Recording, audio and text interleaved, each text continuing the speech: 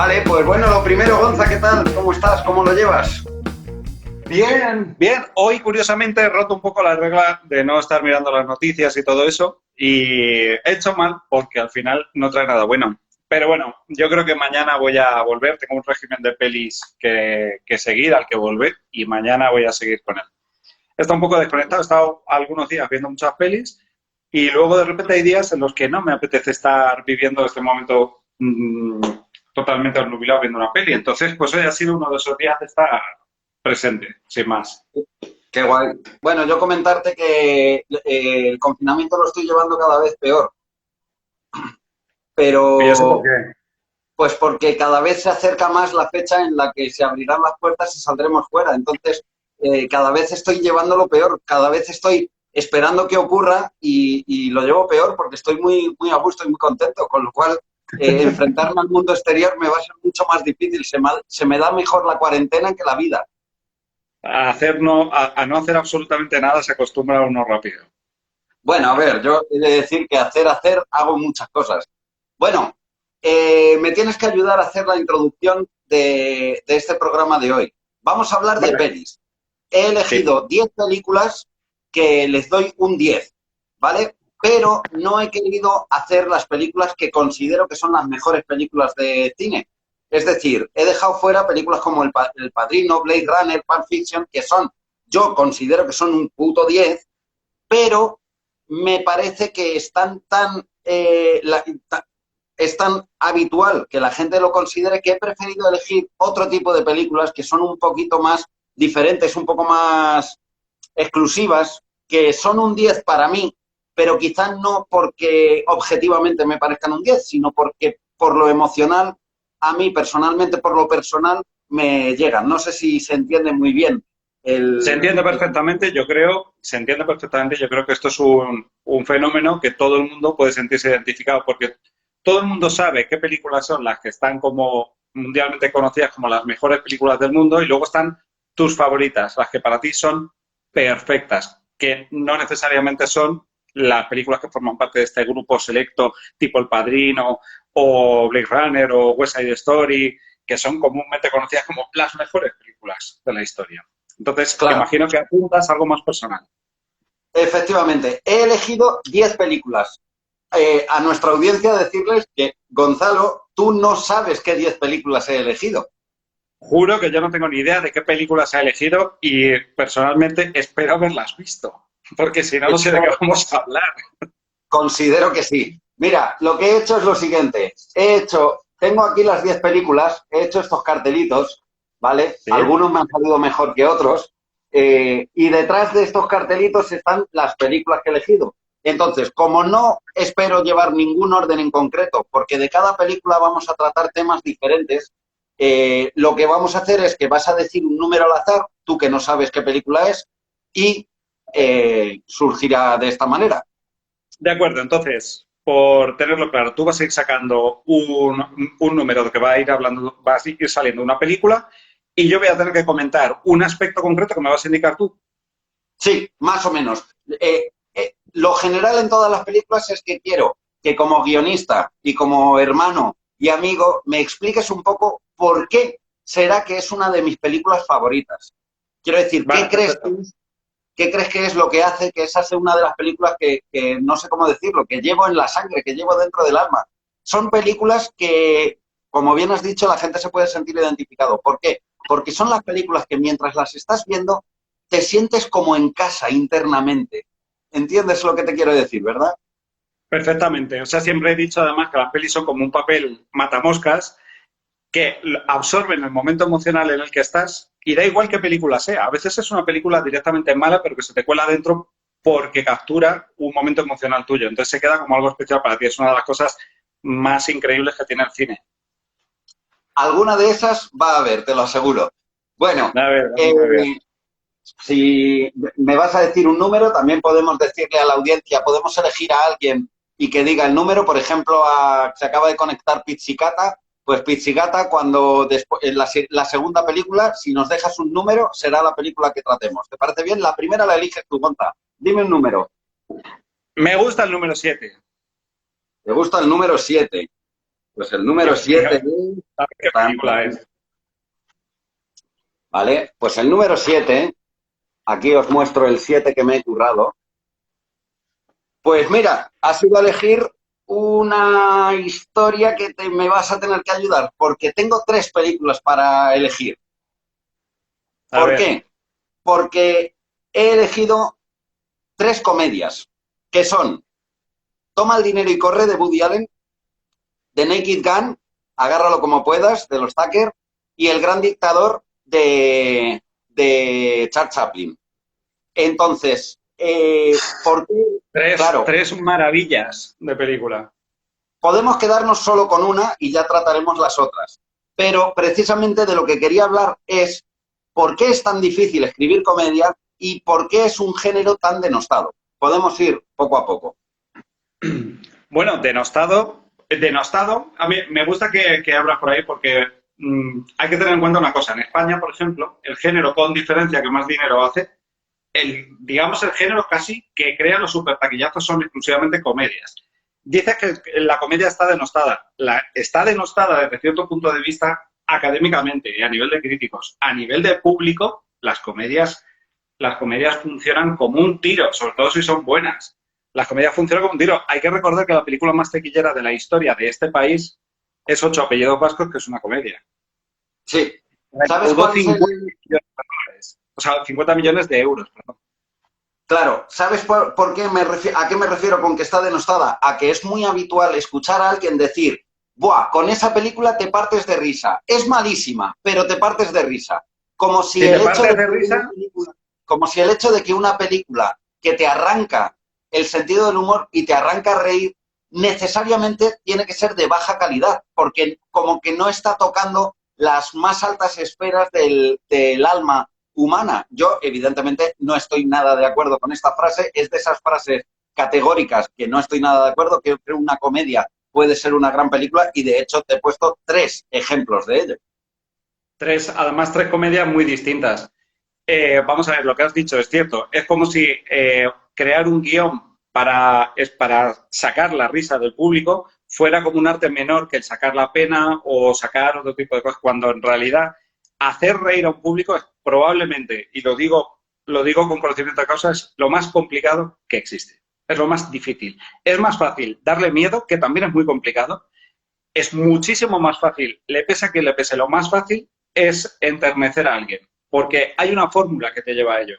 Para hacer reír no existe fórmula. No existe una sola fórmula que te garantice que la gente se va a reír. Es decir, si tú consigues que la gente se ría en una sala, esa película es un éxito. Punto. No hay más que hablar, porque es lo que pretende. Si en una película de terror nos encandilamos con los grandes personajes, pero no tenemos miedo, esa película es un fracaso. Ha sido hablar de tres comedias que consiguen la risa de tres maneras. Bueno, eh, Sí que las tienen tres bastante en común porque son 3 películas que utilizan mucho el humor absurdo, en muchos y casos, el humor físico. y el humor físico, efectivamente. Las Sí, recuerdo, por cierto, que son Toma el dinero y corre, de Woody Allen, The Naked Gun, Agárralo como puedas, y El gran dictador, que además son diferentes en un sentido. Toma el dinero y corre está tratada no como una comedia, sino como un documental. El Agárralo como puedas es una película de cine negro, típica película de policías y ladrones. Y El gran dictador es una película, digamos, costumbrista social, de alguna manera.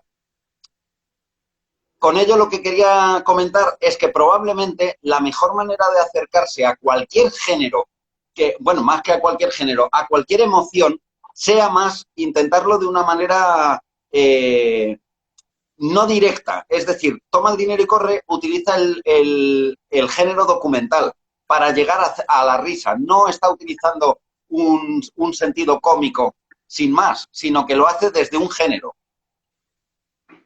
sí, efectivamente. O sea, utilizan distintos recursos para crear la risa. En el caso de Toma el dinero y corre, efectivamente, para el que no la haya visto, es una de las mejores comedias de Woody Allen. Para mí es mi favorita y creo que para ti también. Y nada, utiliza a través del método documental el absurdo, porque es la parte de Woody Allen que yo creo que ya está más olvidada, es la parte del absurdo total, humor absurdo, más parecido a Agárralo como puedas que otra cosa, donde la realidad se rompe y se blinda como a él le da la gana.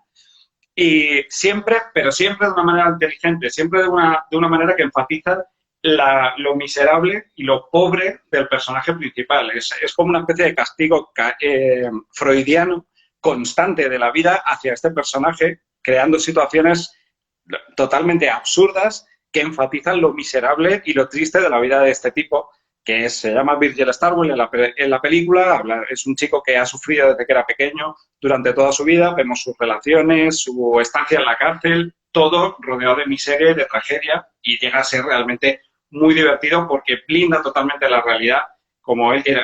No quiero spoilear algunos chistes, pero tiene de los mejores chistes que yo haya visto en una película jamás. Como, por ejemplo, cuando la gente de la cárcel le convence para hacer una pistola utilizando el jabón y el betún, hacer una pistola y poder salir y engatusar a los guardas y tal. Y justo ese día está lloviendo cuando sale, y al salir al patio los guardias se dan la vuelta y el tío lo que tiene es una bola de jabón, un cúmulo de espuma, entonces no se ve la pistola, y el tío lo vuelven a meter en la cárcel y se tira ahí por no sé cuántos años más. En fin, una película maravillosa, que la verdad es que realmente es muy divertida. Me parece guay que nos hayamos centrado en una de ellas. Elegí tres más bien por hablar sobre la comedia y el cine, la comedia y la calidad en el cine. De hecho, muchísimos directores no se atreven a hacer películas de comedia. Alejandro Amenábar, me acuerdo que cuando acabó Abre los ojos decía que su siguiente película sería una comedia y no la ha llegado a hacer nunca, jamás. Sí. Eso me recuerda a Ari Aster, director y escritor de Hereditary y de Midsommar, dos películas de terror que son probablemente de lo mejor que he visto en los últimos 10 años. Sé que hay gente que las denosta. A mí me parecen fascinantes las dos, especialmente Hereditary, que me parece cercana a ser una de las mejores películas de terror que he visto por muchos motivos y que me gustaría que habláramos. Y curiosamente él ha dicho que su tercera película va a ser una comedia.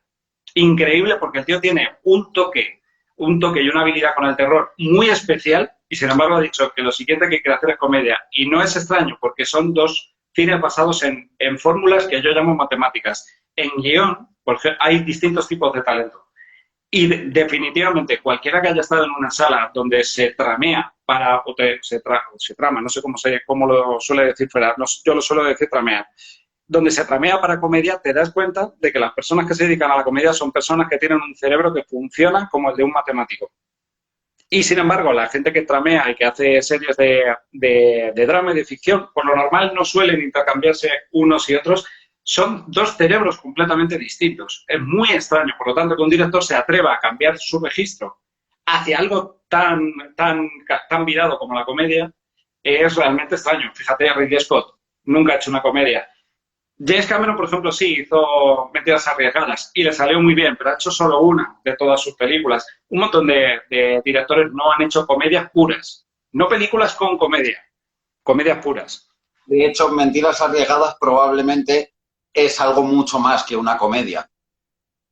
Es mucho más que una comedia, pero es una película que o sea, su centro de gravedad es la comedia. Siempre lleva las cosas a un sitio en el que no pretende hacerte exactamente reír, sino que estés todo el rato, o sea, que tengas una risa explosiva, un momento de acción. Es una mezcla maravillosa de muchas cosas, pero el zumo final yo diría que es comedia. Una comedia de acción. Arma Letal también bebe de cosas muy parecidas. Pero vamos, lo que te quiero decir es que pasar al género de comedia realmente requiere, ostras, tenerlo muy claro. Desde luego, el director de Hereditary, habiendo hecho películas tan especiales y tan originales, podemos esperar algo cuanto menos especial y original. Ya veremos si le sale bien. ¿Te parece si pasamos a la siguiente? Sí, pasamos. Me produce agonía porque no hemos podido hablar de Agárralo como puedas, que tiene dos de los chistes que más me han hecho reír jamás en la vida, y El Grandizador, que es una obra maestra de tomo y lomo, de la que podría hablar una hora, pero bueno, la dejamos para más adelante.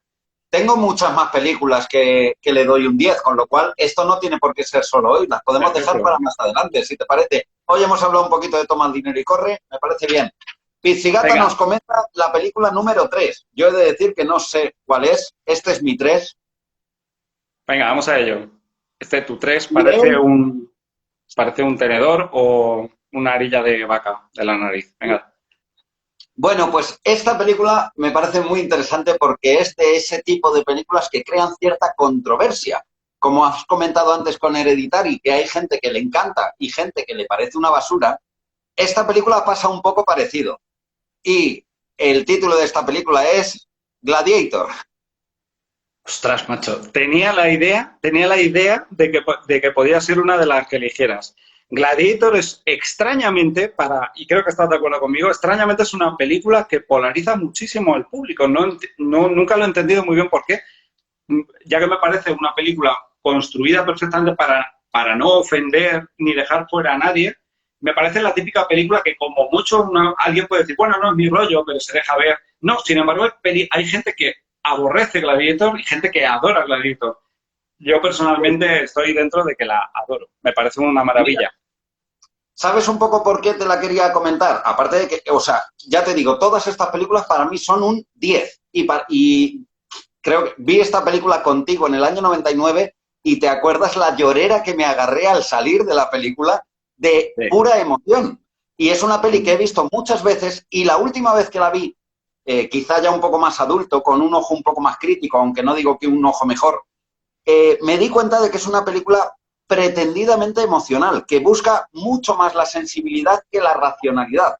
Y sobre esto quería comentar dos cosas. Primero, que quizás sea ese el punto que hace que mucha gente le deje fuera, porque es una película que está buscando la sensibilidad. Y por otro lado, quería comentar que es habitual que las películas pretendidamente emocionales a mí no me gusten. Las películas como, por ejemplo, Lo Imposible, que todo su centro de gravedad consiste en emocionarte y que todo está construido para emocionarte. Gladiator es una película que está construida así, 100%. Desde que empieza hasta que acaba es todo un ejercicio de manipulación para emocionarte, para que todas las imágenes saquen de ti directamente la emoción. No es una película hecha para sugerir, no es una película sobria, es una película que lo pone todo ahí. O sea, está creando una historia que está con el corazón totalmente fuera, no tiene ningún complejo de estar fuera. Ese ejercicio del que has hablado, que consiste en intentar emocionar, que es un ejercicio que juegan muchísimas películas que conocía por todo el mundo. Braveheart juega eso completamente. Muchísimas películas. El primer caballero. Y sin embargo, como siempre, se puede hacer bien y se puede hacer mal. En mi opinión, Gladiator es una película muy sencilla, extremadamente sencilla, muy sencilla en lo que propone. Precisamente por eso, tiene que ser lo más sencilla posible para que esté siempre muy claro, todo el mundo tenga muy claro qué es lo que está ocurriendo, qué es lo que se juega al personaje, cuáles son los precios, cuál es el dolor de lo que ocurre, cuáles son los conflictos. Y todos los personajes creo que están muy bien construidos para enfatizar las cosas. Yo creo y además también la cinematografía está muy hecha para subyugar la emoción del espectador. Las luces, mirar el primer plano de la película de la mano de él pasando por encima de las espigas, ya te está diciendo aquí, y la música de fondo con el coro y tal, no te está diciendo esto es una película de Lars von Trier donde vamos a ver un plano de 10 minutos de alguien sentado en un autobús sin música y sin nada para que digas, vale, creo que la vida es una mierda, lo que me quiere decir es que la vida es una mierda. No, aquí te va a decir cómo es todo el mundo todo el rato. Y a mí, Gladiator creo que me parece una película tremendamente efectiva, que transmite muchísima alma, que va y me parece tremendamente efectiva, me parece un ejercicio completamente honesto porque es pretendido. Quieren hacer eso y lo hacen de buena manera, poniendo toda la carne en el asador y tienen muchos bloques que son muy interesantes. ¿Sabes qué pasa? Hay muchas personas a las que yo veo que les resulta ofensivo ver algo tan sencillo intentando sacar algo de ellos, porque digamos que no están preparados para ver un ejercicio tan poco intelectual. Quieren que les sugieran las cosas de una manera muy, muy sucinta. Yo no entiendo por qué los prejuicios. Quiero decir, cada película es cada película. El Padrino es una película sobria, donde las emociones ocurren aquí dentro, porque fuera solo ver gente seca hablando, y es fascinante. Y Gladiator es fascinante en cuanto a lo que hace y lo que propone. De hecho, podríamos seguro buscar en la filmografía del propio Ridley Scott películas que son el punto opuesto a Gladiator. Gladiator es la sensibilidad pura. Total. Su primera película, Los duelistas, puede que haya hecho alguna antes, pero la primera que yo recuerdo, Los duelistas, es absolutamente todo lo contrario. La sobriedad, absolutamente todo lo que ocurre, las emociones y los vínculos entre los dos protagonistas, que son dos tíos que a lo largo de los años se enfrentan una y otra vez en duelo. Nunca hay nada que te sugiera cómo te tienes que sentir o si alguno de los dos te tiene que caer bien o cuál es su relación. Y sin embargo, él mismo, porque Ridley Scott es verdad que es un tío tremendamente heterogéneo en cuanto a las películas y las sensibilidades que pone en ellas, en las películas que hace. O sea, sin embargo, en Gladiator, por eso yo creo que es una de las razones por las que me gusta, porque él es capaz de hacer Alien y es capaz de hacer Blade Runner. Y cuando este tío pone a Máximo llorando delante del cadáver de su mujer y de su hijo, no lo está haciendo cualquiera, lo está haciendo un tío que sabe ponerse muy elegante y muy sobrio. Entonces a mí me entra de otra manera.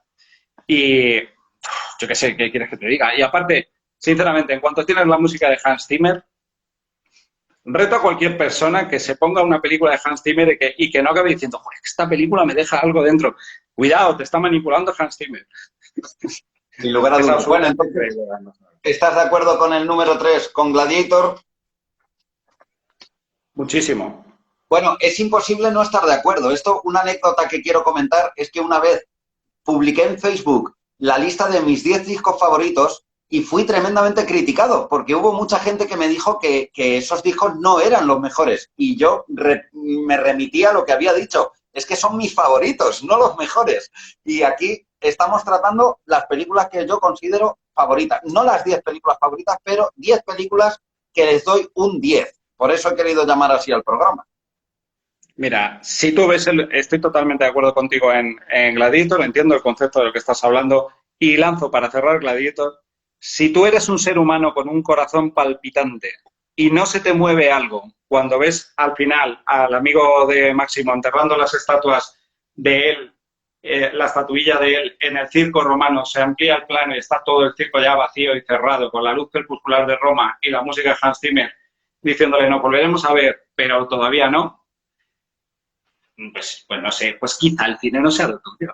Quizá tengas que ir a otra forma de arte, porque esto, o sea, quiero decir, yo estaba en el cine y digo, a mí me han violado, o sea, yo salgo muy mal de aquí, esto es tremendamente poderoso, o sea, pero ¿cómo no me va a llegar esto? No estoy viendo la película ahora mismo, solo me la estás contando y ya tengo los pelos del cuerpo, si tuviera, porque me he depilado esta mañana, pero tendría los pelos todos como escarpias. Bueno, siguiente Venga, ¿qué más? número. El próximo número me lo vas a decir tú, pero desde el abismo, que creo que está ahí. Ah, no, Jalifer, no. Desde el abismo nos ha sugerido el número 5 para poder hacer la rima. Así que pues ya sabes lo que tiene Jalifer. aquí tengo Número 5. el 5 es jodido, ¿eh? Es jodido como el 5. Vamos a ver.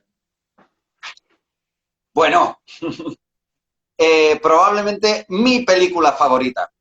Y esta película es la que mejor ejemplifica este programa que queremos hacer, que es una película que probablemente la crítica o el público en general no considere gran cosa y sin embargo para mí es un 10 sobre 10. Creo que la puedes adivinar. La película es Sneakers. Mira, Sneakers Dirigida es un caso por, muy... Sí, sí, dale, dale. dirigida por Alden Robinson, con un elenco de actores increíbles: Robert Redford, Sidney Poitier, David Strathairn. Es que además me dejo gente: Dan Aykroyd, River eh, Phoenix. River Phoenix, Ben Kingsley. Película impresionante. En español se llama Los Fisgones, en inglés Sneakers, peli del año 92. He de decir que esta tiene para mí mucha carga emocional, personal, familiar, porque es una peli que casi ya la tengo muy entre la nostalgia, la infancia, me ha acompañado toda la vida, pero precisamente es como que digamos que tu sensibilidad es una y una película tiene una sensibilidad diferente. A veces no encajan y a veces es un enganche perfecto. Y esta película es, como por así decirlo, el enganche perfecto conmigo.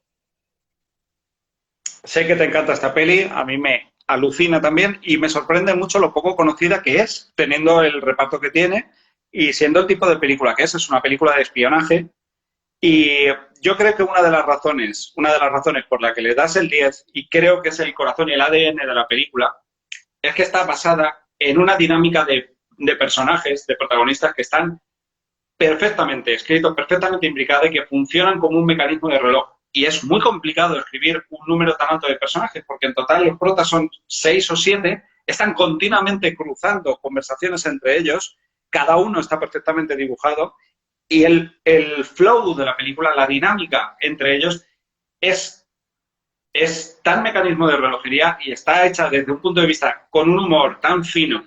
Hay que entender una cosa, Sneakers es una película que viene a recoger un legado de películas anteriores, que viene a ser, no sé cómo se llamaría el género. El género sería espionaje, pero el espionaje es como muy amplio. Yo le llamaría el género de ladrones de traje, de ladrones elegantes. En este caso no todos son elegantes, porque hay algunos personajes que son bastante frikis, pero en general es el género de ladrones con clase. Y es como la primera película moderna que trae ese género, que yo creo que estaba más de moda en los 50 y 60, y Y viene 70. a... Y 70, sí, y 70, es cierto. Y además Robert Redford es el actor, yo creo, el actor grande hollywoodiense setentero por antonomasia, uno de ellos. Y creo que esta película es como un resquicio del cine clásico entrando en el cine moderno y la mezcla es muy poderosa. Está hecha toda ella con una elegancia, con una amabilidad que es dificilísimo no quedarse hipnotizado con la película. Desde la banda sonora, ¿qué película de espionaje decide que su banda sonora tiene una banda sonora de saxofón súper suave, súper elegante, súper amable, que es lo que tiña toda la película? Amabilidad. Es una cosa muy curiosa, pero es así. De Jane Horner, por cierto, malogrado Jane Horner, que se mató en un accidente de avioneta estúpido, uno de los mejores músicos de la historia del cine, pero bueno, y hace poco. Y toda la película es hipnotizante a ese respecto. Luego tienes, pues eso, lo que hablábamos en la charla del Señor de los Anillos de las triangulaciones entre personajes, esta película es una obra maestra de la triangulación entre personajes. Robert Redford, su relación con Sidney Poitier, con River Phoenix, las microrelaciones entre los personajes, el caleidoscopio que forma entre los protagonistas es hipnotizante. Es una película que gana cuantas más veces la ves, pero aún así en un solo visionado yo creo que te encandila muchísimo por eso. Tiene un humor maravilloso, unas mecánicas de secuencia, tiene un guión implicado en dinámicas todo el rato muy interesantes. No hay un momento estéril en la película, todas las secuencias tienen una dinámica. Eso es ingenio y eso es guión también. Que todas las secuencias tengan una dinámica. Al hacer, evidentemente, una película de espionaje, necesitas hacer muchas dinámicas de ingenio que seduzcan al espectador. Esta película es una obra maestra en ese aspecto. Para mí me lo parece. Y Sí, curiosamente tiene un halo emocional muy novedoso y muy especial, que no, es como que no se imaginaría uno al diseñar la película que se le iba a dar esa pátina. Y es una cosa muy especial, es una película que tiene un color muy único. sí. De hecho, me parece que es una película que juega a muchas cosas diferentes, pero es muy efectiva en todas ellas. Es decir, juega a la comedia pura y dura, juega mucho a la intriga también, al desvelar misterios, juega a la triangulación de personajes, que a diferencia de lo que comentabas del Señor de los Anillos, en este caso quizá algunos personajes no hablen con otros, pero no es demasiado importante. Todos ellos tienen algún tipo de triangulación que es fundamental, está llena de personajes secundarios. Hay que tener en cuenta que has hablado de los personajes protagonistas, pero la película también tiene muchos personajes secundarios que se entremezclan y es como que es una película que juega a diferentes cosas y todas ellas lo hacen muy bien. Creo que el halo emocional del que hablas, gran parte de culpa la tiene James Horner con la música y la fotografía de la película, la sensibilidad con la que está rodada, con el montaje, etcétera. Pues es que, ¿qué deciros? Es mi película favorita, o sea, es que no tengo mucho más que contar.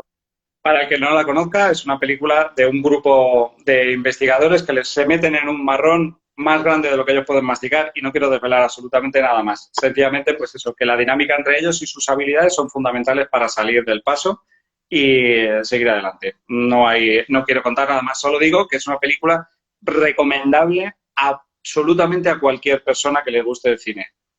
Sí, me parece interesante, ahora que nos comenta Bichiflore, Bichiflore, vete diciéndonos qué número de película quieres que sea la siguiente. me parece interesante hablar de películas que quizá la gente no conozca sin necesidad de hacer spoiler y meterles el gusanillo un poco para que la vean y nos comenten también cuáles son sus películas favoritas, si queréis dejarnos aquí.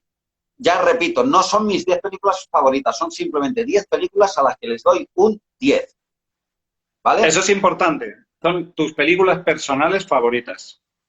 Eso es, exactamente. Y aún así tendría muchas más que comentar, ¿eh? He elegido 10, ¿sabes? Conoces mi listado Excel en el cual tengo todas las películas que voy viendo, el año, el director, el guionista y la nota que le doy. La nota que le doy, hay ciertas películas que les doy un 10 y esta es una de ellas, Sneakers.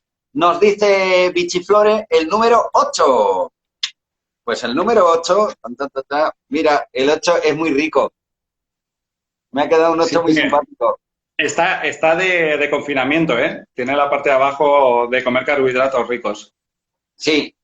Ahora que Raegar está comentando que nos deje un número para que sea la siguiente. Bichiflore, has elegido la número 8. Esta película, Gonzalo, te va a encantar. A ver, Esta miedo me da. película es el mejor ejemplo de cómo, objetivamente, yo a esta película no le doy un 10, ni de lejos, ni de lejos, y sin embargo, mi nota en mi Excel famoso es un puñetero 10. Y esta película se llama Episodio 1, La amenaza fantasma. Por fin se hace justicia en este mundo. Todo se ha completado el círculo, como decía Darth Vader. Mira, Vamos a ello. Vamos a ello. quería comentar esta película precisamente por eso, como ciertos aspectos de una película que a veces son fundamentales, tremendamente fallidos, no hacen que la película baje del 10. En este caso, por ejemplo, el propio universo Star Wars, que no necesariamente el universo Star Wars te obliga a que la película sea de 10. Los diseños, la interpretación, en este caso para mí, de Liam Neeson. La película tiene ciertos elementos que obligan a que sea un 10 a pesar de tener otros elementos que son para morirse. O sea, pero para morirse, para que no llegan al 5. No llegan al 5. Y sin embargo, yo le doy un 10. A ver, obviamente cuando se habla de una película de Star Wars hay que ponerse unas gafas muy especiales. Porque es muy difícil hablar de forma objetiva de una película de Star Wars quitándole la aureola de todo lo que significa. Star Wars son mucho más que unas películas, son un fenómeno que se ha clavado dentro de un montón de gente. Hay gente que está dentro, hay gente que no lo entiende, hay gente que está afuera y... Entonces, hablamos de una de las películas más importantes para mí de la historia del cine y lo digo completamente en serio. Y el que no estuvo en 1999 por allí no sabe de lo que estoy hablando. Estoy hablando de uno de los fenómenos más... de la película más esperada probablemente de toda la historia. Con Estoy mucha diferencia. convencido de que es la película más esperada de toda la historia. Todo lo que ha Sí. venido después, todo fenómeno que ha venido después, no llega al nivel de expectativa que creó el episodio 1. Sí, y aparte también el fenómeno social que fue una auténtica explosión de reunión de personas. O sea, en el año 98 o 99, Madrid en concreto, que fue desde donde yo lo viví, se convirtió en una reunión de seres humanos que necesitaban compartir una expectativa sobre algo que iba a venir y que querían compartir con el máximo número de personas posible. Ese fenómeno yo creo que no lo he vuelto a ver reproducido. Fíjate que todas las películas de Marvel han conseguido muy buen éxito. El Señor de los Anillos se acercó mucho. Nada se acercará a lo que fue aquello. En cuanto a la película, vamos a hablar de la película. La película es Por una cierto, película objetiva. perdona, sí que hubo un fenómeno que se le acercó, pero es que fue el episodio 2. Nada, sí. Efectivamente. Hay gente que está ahora mismo en el chat que sabe exactamente de lo que hablo. Es una película muy especial por muchas cosas. Si hablamos concretamente de la película, objetivamente de la película, es una película muy desigual en el que, un caso muy curioso en el que las ideas, desde fuera, las ideas del guión son infinitamente superior a la ejecución de ellas.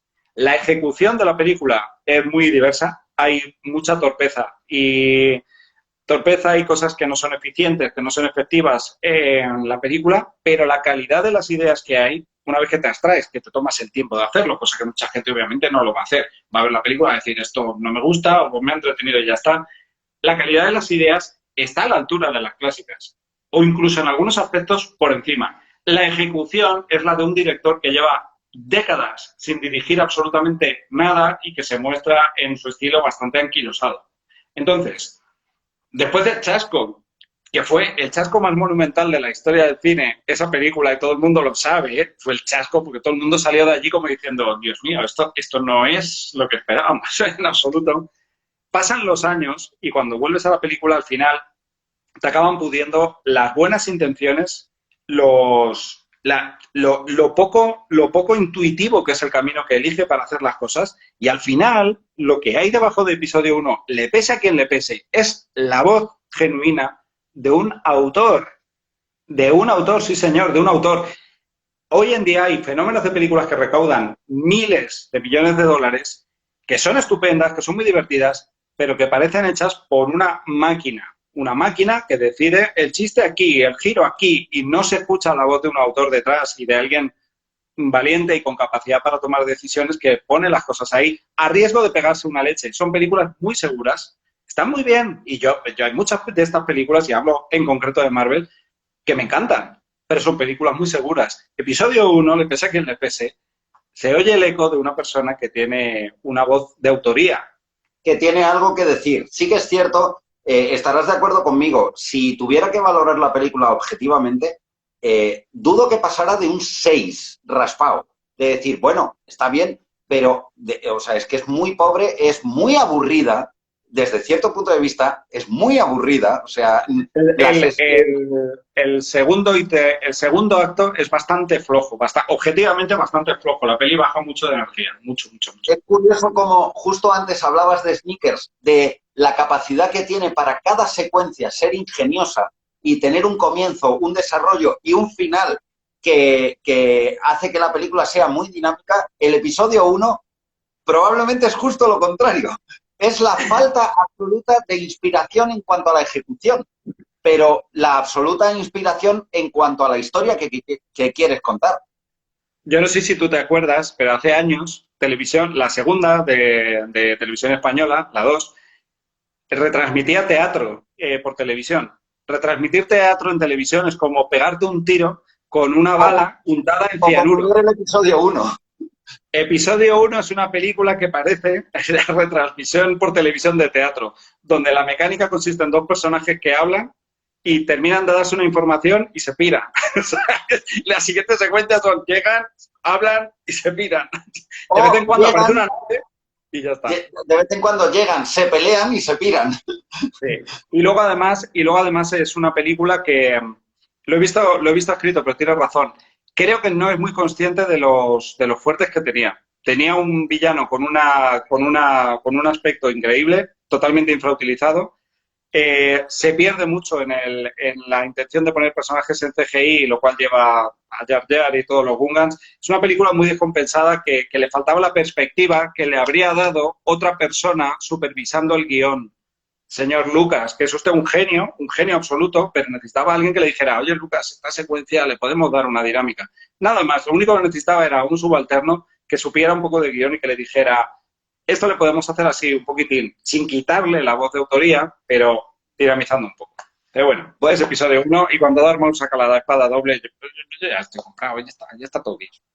Es más que evidente que algún día haremos un especial de Star Wars. Así como continuaremos con las dos torres y el retorno del rey, tendremos que hacer uno de Star Wars, tanto de la trilogía clásica como de la antigua y, por desgracia, de la moderna también. Un apunte que quiero hacer, el episodio 7, que a mí es una peli que me gusta, pero adolece de justo lo contrario que adolece el episodio 1. Es una película que el episodio 7 nace precisamente del fracaso que supuso algo tan diferente y original, aunque fallido, del episodio 1, y lo que hicieron es asegurarse y volver a contar el episodio 4. Es decir, se pierde lo que para mí tiene que ser la génesis de toda película, que es la inspiración, el querer contar una historia. Quieras que no, George Lucas, y termino con el episodio 1 porque es con lo que estamos hablando, no quiero hablar del episodio 7, evidentemente George Lucas, aunque también es cierto que quería probar sus nuevos sistemas de de efectos especiales, etcétera, para hacer las películas controlando desde la dirección todos los aspectos, sí que es cierto que quiso contar algo nuevo. No quiso, porque ese hombre estaba ya podrido de pasta, no quería promover el fenómeno Star Wars, exactamente. No sé si me explico, que es justamente lo que ha ocurrido un poco con el episodio 7. Habría mucho que hablar ahí, pero en líneas generales estoy de acuerdo. Bueno, Rygar77 ha elegido el número 1. Los números estos no tienen ningún orden, repito. O sea, esta sección que le hemos llamado 10 películas de 10 no llevan un orden, son simplemente 10 películas al azar a las que les doy un puñetero 10. Y la número que le ha salido aquí a Rygar se llama Quinodontas, una película griega que en español se llamó Canino. Sabes que es una película que me encanta. Y este aspecto que quería comentar sobre esta película es precisamente las películas no hollywoodienses, porque es frustrante la cantidad de películas que hay en el mundo, no poder verlas todas a mí me causa un horror vacui absoluto en el alma, pero muchas de las películas extranjeras, griegas, eslovenas, chinas, coreanas, etcétera, etcétera, de alguna manera las punteras nos acaban llegando, pero estoy seguro de que por el camino se han perdido muchísimas películas que nos encantarían y que jamás veremos. Y este ejemplo, por ejemplo, me parece brutal, que es una película griega tremendamente original. No vamos a desvelar nada de la trama porque es una de las películas que creo que verlas por primera vez suponen una experiencia increíble para el espectador. ¿Qué te parece todo esto que te comento de películas no hollywoodienses? Dentro de no spoilear, sí me gusta lanzar un gancho para que la gente se anime a verla. La película va básicamente en líneas súper generales de una familia que vive en una suerte de confinamiento, lo cual la convierte en una película perfecta para ver. Es que ahora mismo me estoy especializando en ver películas que no se deben de ver cuando uno está confinado en una casa. Y esta es una irresponsabilidad verla justo ahora y por eso me parece que obviamente la invitación está ahí echada. Canino, dirigida por Yorgos Lanthimos, que es un director griego. Quería comentar simplemente de Lanthimos, que es un director que se especializa en hacer películas que tratan sobre un aspecto muy concreto del ser humano, pues por ejemplo de las relaciones, el amor, y lo lleva a un extremo tan grande que acaba convirtiendo la película en algo posible, pero al mismo tiempo surrealista. Sí, de hecho es un tipo, y con respecto a lo que decías, películas no de Hollywood, he de decir una cosa, la voz de Hollywood solía ser muy diversa. Hay mucha gente muy apocalíptica con respecto al estado de Hollywood ahora mismo. Yo siempre digo lo mismo, siempre se hacen películas excelentes, siempre se están haciendo películas excelentes. En los años 80, que a los tenemos idolatrados, las películas buenas venían rodeadas de películas que no valían ni para tomar por culo. O sea, quiero decir, es como que hacemos una especie de zumo pasados los años de las mejores películas y nos olvidamos de la cantidad de películas que no van a ningún lado que se han quedado ahí atrás. Entonces, dentro de que no quiero lanzarle un refoneo barato a Hollywood, es decir que Canino es la típica película que jamás verías en Hollywood. Nunca. Es una película que solo se puede hacer con un director que tiene una visión y una sensibilidad absolutamente especial y única. Por lo tanto, está destinado a ser cine de culto. Es una película que en ningún escenario podría hacer una recaudación grande, porque es una película hecha desde un punto de vista totalmente único. No conozco un solo director que podría reproducir la línea de Yorgos Lanthimos sin que sea él. Es como una especie de David Lynch. Solo existe un David Lynch y solo existe un Yorgos Lanthimos.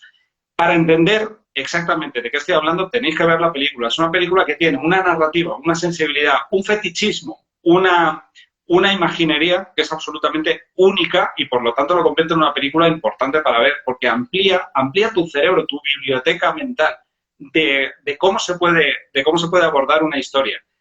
En mi opinión, es un ejemplo de cómo hacer un lenguaje único, especial y absolutamente coherente, absolutamente sincero. Cero pretencioso, curiosamente, para ser una película tan especial.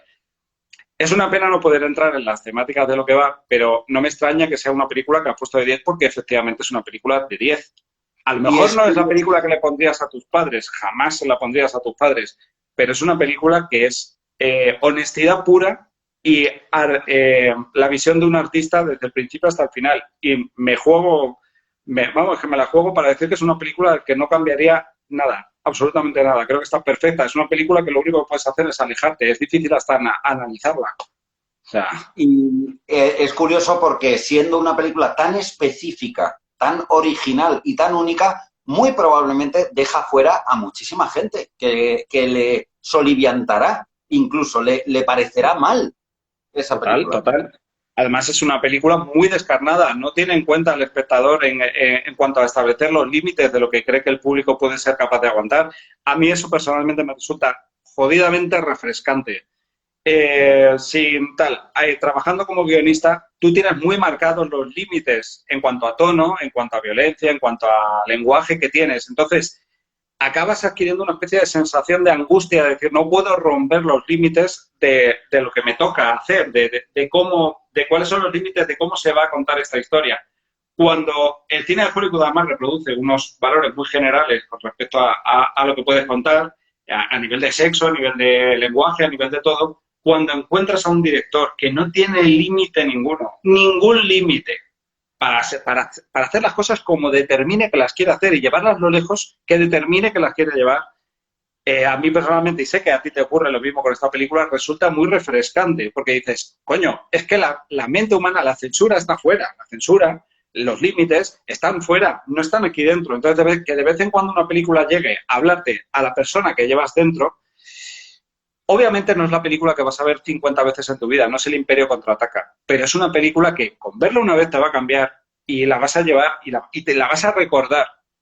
Me parece muy interesante esta película también porque no solo con verla una vez, es una película que tiene un revisionado excelente, porque juega mucho a durante una buena parte de la película a que no sepas qué cojones está ocurriendo en pantalla, a que sea tan surrealista que necesitas haberla visto para cuando vuelves a verla, entender, por ejemplo, las primeras escenas y decir, ah, vale, claro.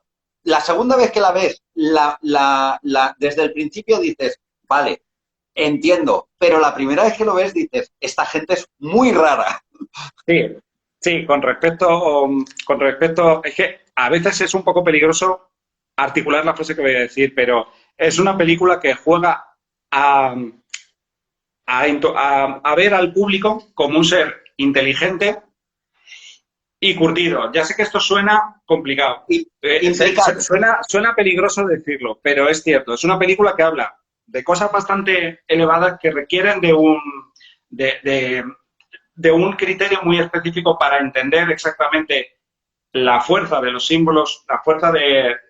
No es una película, y Pablo va a estar de acuerdo conmigo, no es una película especialmente críptica, tipo David No, Lynch, que te pones a verla y dices, no sé de qué coño va esto. No, es una película que yo creo que está muy masticada delante tuya, pero tienes que haber reflexionado medianamente y ser capaz de codificar lo que te está poniendo. Y cuando lo haces, que yo no creo que sea muy difícil, de hecho, en la siguiente película suya, Langosta, que incluso ha tenido más éxito, hay mucha gente que le gusta más, está aún más masticado. Langosta habla sobre las relaciones de pareja. Esta película habla de otra cosa que no voy a decir. Pero yo creo que si uno aplica una visión atenta, puede disfrutar muchísimo de la película, entendiéndola muy bien, a pesar de no, que no. la forma sea tan extraña. Estoy totalmente de acuerdo. A mí me parece una película cero críptica, o sea, me parece una película totalmente literal.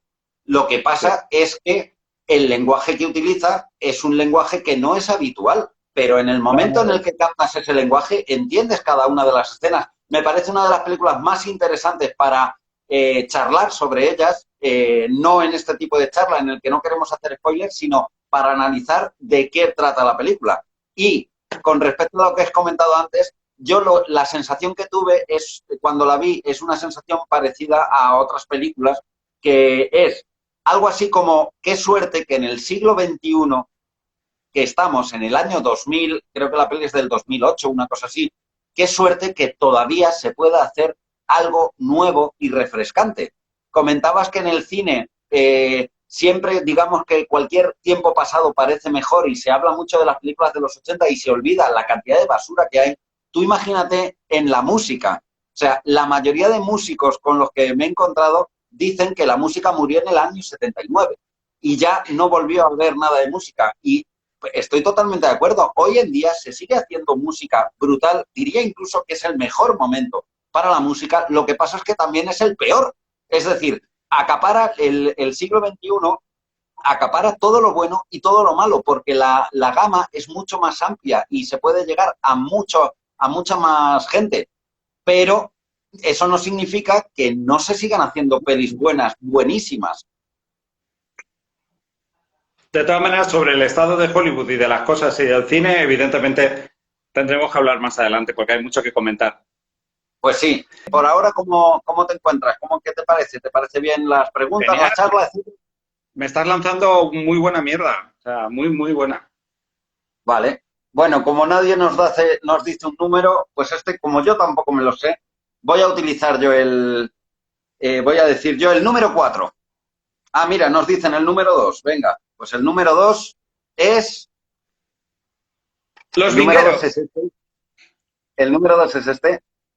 Bueno, pues otra película curiosa. No es una película, son 3 películas. He querido incluir en una sola una trilogía, porque son 3 películas muy parecidas entre sí. No sé si puedes imaginarte qué películas son. Creo que sí. Bueno, pues son Ethan Hawke. Before Sunset, Before Sunrise y Before Midnight. Son antes del atardecer, antes del amanecer y antes del anochecer. Pues normal que parezcan un 10 porque lo son. Las 3 en sí son un 10 y por separado también. Bueno, decir que esta película, básicamente, el fuerte, el núcleo de la película es guión más interpretación al 100%, poco más. Sí que es una película evidentemente con montaje, es una película con fotografía, es una película con música, pero todo eso queda relegado a un absoluto segundo plano. Es una película que se basa 100% en el guión y en la interpretación. Sí. Hombre, para que la gente no sepa de qué hablamos, son una trilogía que abarca la historia de una relación a lo largo con separaciones de 10 años. Es la primera, ocupa el momento en el que la pareja protagonista, que son Ethan Hawke y la chica era Julie Delpy, parece. Julie Delpy y Ethan Hawke se conocen en un viaje a Viena. La segunda ocurre 10 años después y la tercera ocurre 10 años después. Entonces cubre, como no hace ninguna película, el arco entero de una relación desde el momento en el que se conocen hasta que son mayores. La gracia de estas 3 películas es que ocurren 10 años literalmente entre el rodaje de una y el rodaje de la otra. Está dirigido por el mismo director que hizo Boyhood, que abarca la vida de un chaval y hizo el rodaje durante 10 años literales para ver al chaval crecer. Richard Linklater, que precisamente Richard Linklater, esa es la gracia. La película, no estoy seguro de las fechas, pero puede ser que sea algo así como año 95, año 2005 y año 2013, aproximadamente.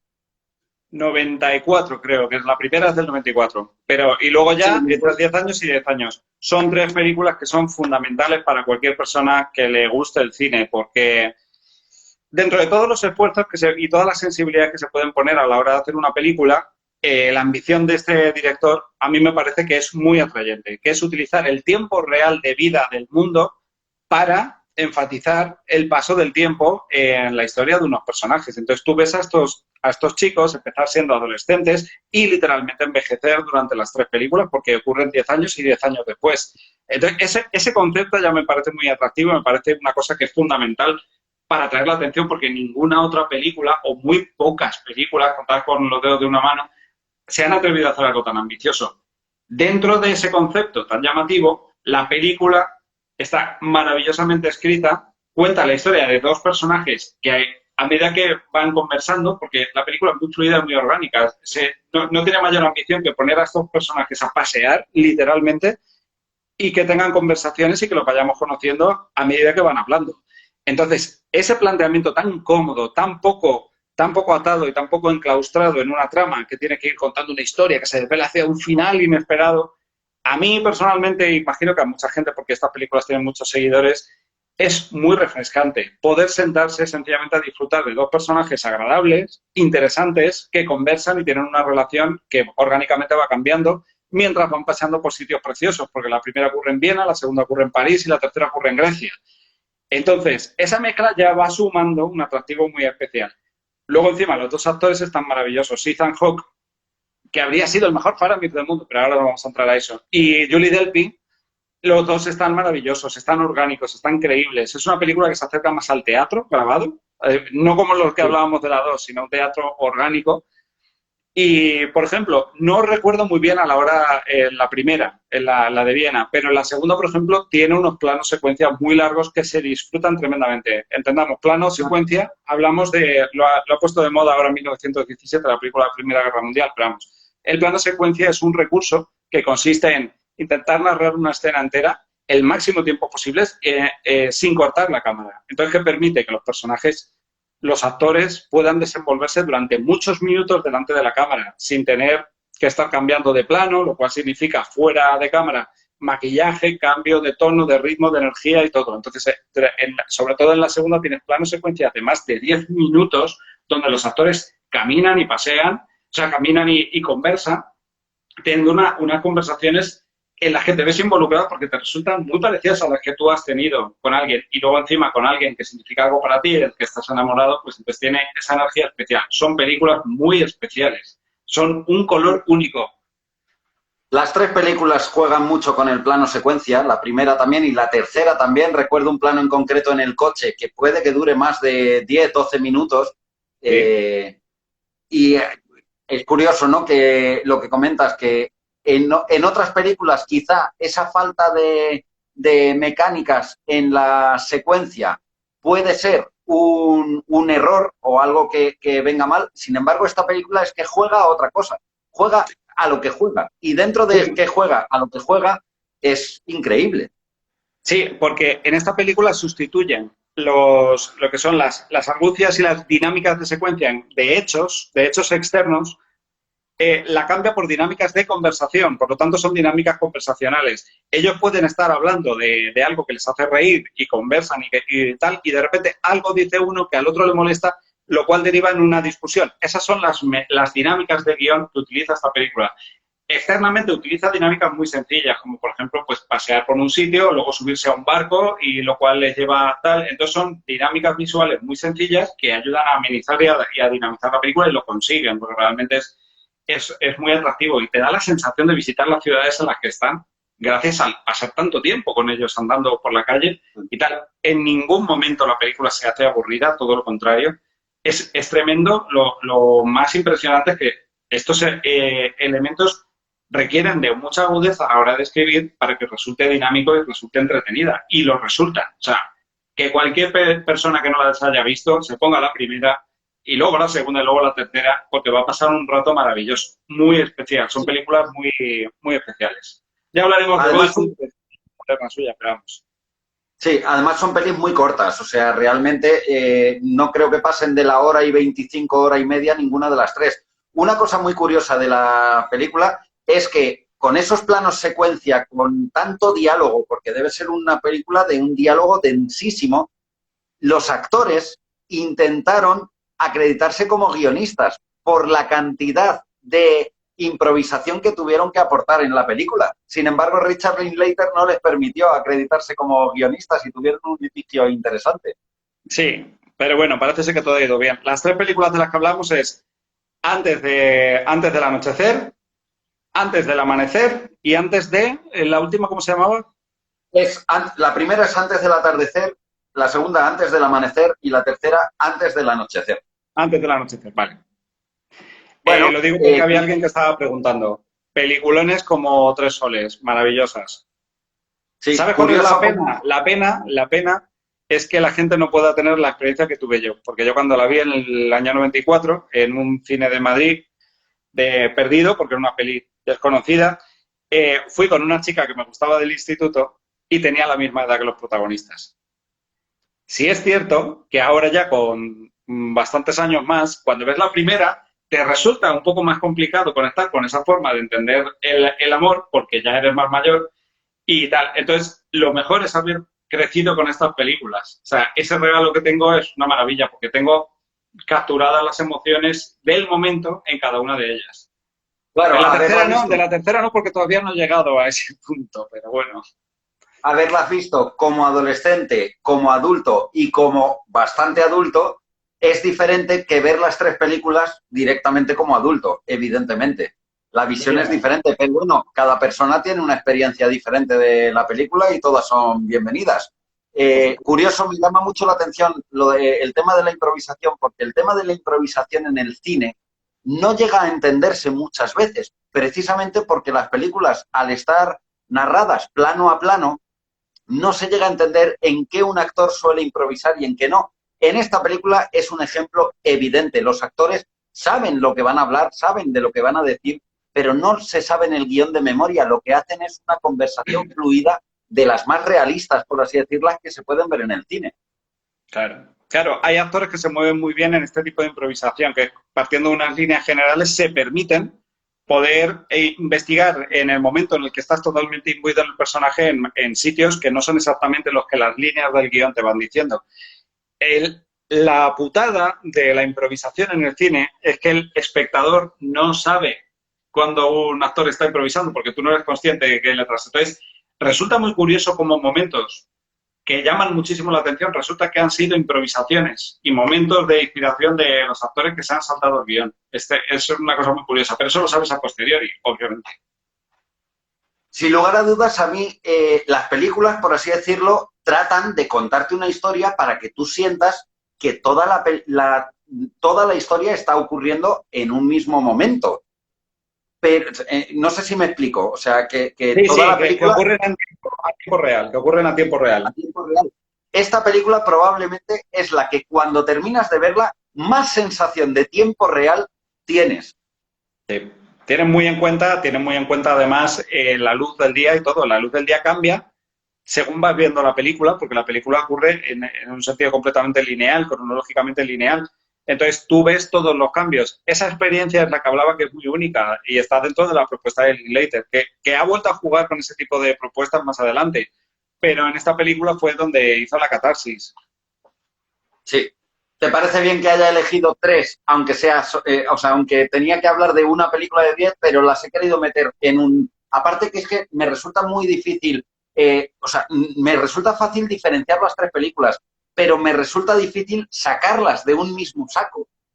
Absolutamente es complicado separarlas porque son un ente en sí mismo y la gracia de las películas es abarcar las distintas etapas de una pareja con tonos distintos, pero en el mismo universo. De todas maneras, se lanza la pregunta que todavía no se ha contestado de si va a haber una cuarta. Bueno, lo veremos. Yo he de decir que no me lo había planteado. Creo que si hay, me parecerá bien y la aceptaré y estoy seguro de que le daré un 10, aunque solo sea por seguir la trilogía y convertirla en una cuatrilogía, o como se diga, y será estupendo. Y si es un poco más fallida, bueno, pues le daré el 10 igual por nostalgia. Se me ha ocurrido que puede ir ellos dos encerrados, confinados en la misma casa, ya en el crepúsculo total de su relación. Y que se convierta en una especie de comedia negra como La Guerra de los Rose, película maravillosa. Ese rollo, ya llevándolo al extremo, podría ser divertido. Antes Pues del sí, coronavirus, ponen ahí. Antes del coronavirus. sí, totalmente. Mira, nos queda el 4, el 6, el 9 y el 10. Dime un número. El 6. Pues con el 6, mira qué bonito 6 me ha quedado. Es un poco Es, rarito. bueno, te va a gustar esta película. Le puse un 10 según la vi. Es la película más moderna de todas las que le tengo un 10 en todo mi Excel. A las películas que les tengo un 10, la más moderna es esta. Porque la vimos hace muy poco y es muy difícil que una película nueva le llegues a dar un 10, porque el paso del tiempo muchas veces ayuda a cristalizar dentro de ti esa perfección, ese sentirte en casa cuando ves la película. Y la película es 1917. Joder, justo acá la acabo de mencionar hace poco pues, con el tema de los planos secuencias. 1917, película que ha competido en los Oscars de este año, película sobre la Primera Guerra Mundial, que todavía estamos sopesándola, porque las películas ya sabes que nuestra percepción de ellas van cambiando. La vimos hace relativamente poco, aunque parece que fue hace una eternidad debido al coronavirus. No solo Película el coronavirus. maravillosa, película maravillosa que yo creo que tiene una propuesta similar a la de Linklater, pero a nivel visual. Es una película que pretende poner al espectador tan en el barro y tan en el sentimiento, en el sentimiento de guerra, que lo que hace es utilizar el plano secuencia, lo que hemos hablado, utilizar planos muy largos, entre corte y corte, muy largos, lo más largos posible, para crear esa sensación de que el espectador está presente con nuestros protagonistas. La película, la premisa de la película es extremadamente simple, es un viaje que hacen dos personajes y lo que la hace especial y fundamental ver en cine, que es ese, ahora hablaremos de la subcategoría a la que pertenece esta película, pero lo que la hace especial es que consigue, a través de métodos cinematográficos, que tú te sientas involucrado y presente en la historia a pique de que te pueda caer un tiro en la cabeza, que lo sientas, utilizando técnicas cinematográficas muy concretas. Por eso la hace una película especial, no es una película cualquiera, es una película hecha para involucrar al máximo al espectador y lo consigue. Hay que entender una cosa, hay muy pocas películas también ambientadas en la Primera Guerra Mundial, muy pocas, de la Segunda Guerra Mundial hay muchísimas, en la Primera pocas. Esta es una de ellas y decir como curiosidad que está basada en un montón de relatos que el abuelo del director le contó de pequeño, las contó todas en esta película y no sé, personalmente me parece una película visceral, son películas de las que yo llamo una experiencia, es una película que es una experiencia, ni se destaca por lo específico, o sea, por lo grande y rico del guión, es una película sencilla, que tiene algunas mecánicas interesantes, pero a lo que juega, donde tiene puesta la carne en el asador es a la involucración. Aquellos que tengáis una tele muy grande, por Dios, verla, y O si no en el proyector. cine cuando se pueda. ¿Eh? O proyector. Yo O me la he proyector, o vuelto a ver, proyector. me la Sí, he pero vuelto a ver en el proyector. es una película que es una experiencia puramente visual, por lo tanto la sitúo cerca de películas como Gravity, película que es fundamental ver en unas condiciones concretas. No muchas películas diría esto, hay películas bueno, pero hay ciertas películas que si no se ven en unas condiciones pierden la esencia de lo que quieren transmitir. Gravity y esta película, 1917, son ese tipo de películas. Sí, precisamente, por ejemplo, es curioso que hayan salido juntas porque la trilogía de Before Sunset tiene muchas similitudes con esta película. Sin embargo, no es una película que requiera tanto. Siempre es mejor verlo en el cine, siempre es mejor verlo en una pantalla grande que te cagas, pero es una película que cualquiera que vea en su tele pues va a tener una experiencia estupenda. 1917 sí que es necesaria. Hay una referencia a mí para esta película fundamental, que es La soga de Hitchcock. Hitchcock intentó, no sé si es de los años 50, intentó dar la sensación de que toda la película está rodada en un único plano.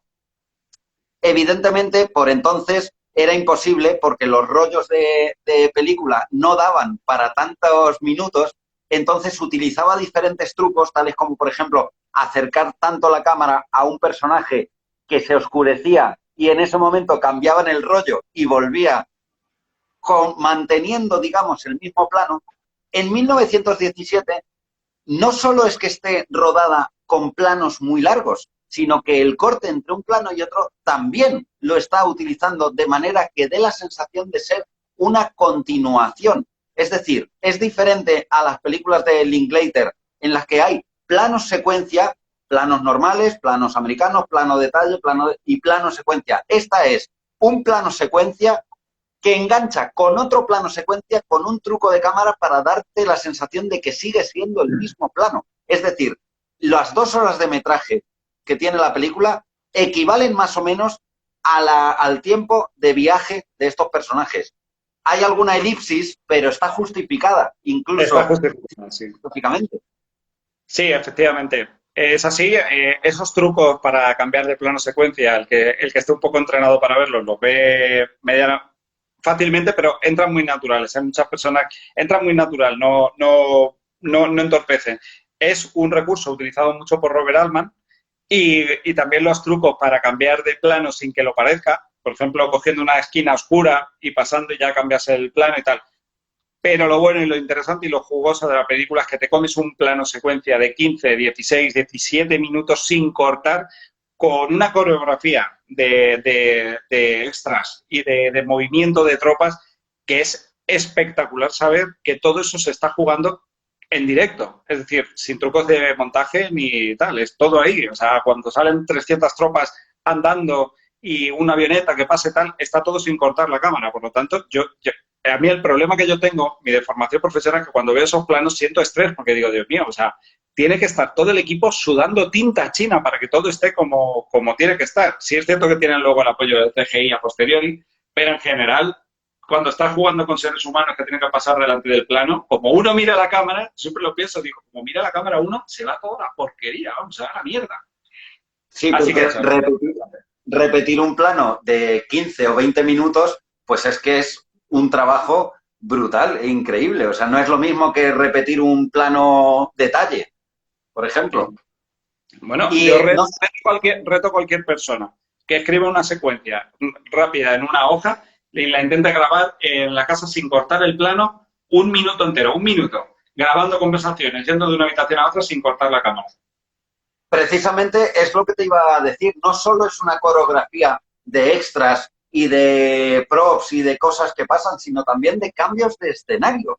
Es que eso es fundamental en la película. Es decir, no es que el plano secuencia transcurra en la trinchera, sino que es que pasa de la trinchera a otro lugar, al campo de batalla, a dentro de un hangar, etcétera, etcétera, Sí, sí, sí, etcétera. sí. Que encima la película tiene mucha riqueza de escenarios, totalmente.